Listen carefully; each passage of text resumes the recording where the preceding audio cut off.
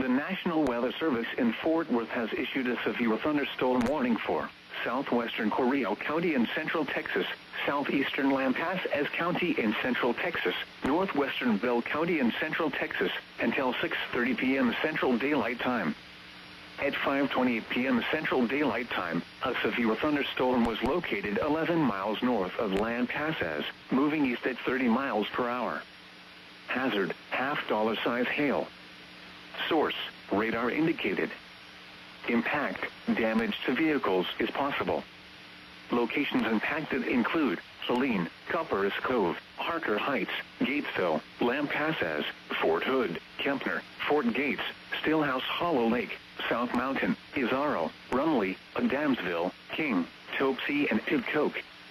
A tornado watch remains in effect until 8 p.m. Central Daylight Time for Central Texas.